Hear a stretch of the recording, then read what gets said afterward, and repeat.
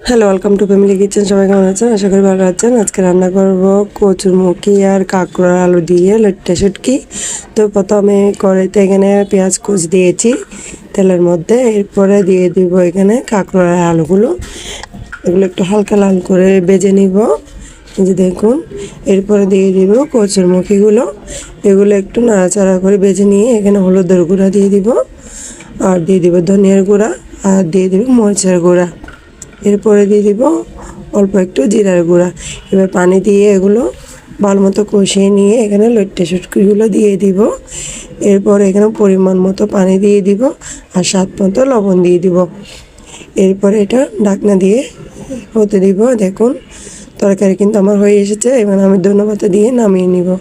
তো আপনারা এইভাবে কচুরমুখী শুটকি দিয়ে রান্না করে এখানে কিনা অবশ্যই কমেন্টে জানাবেন।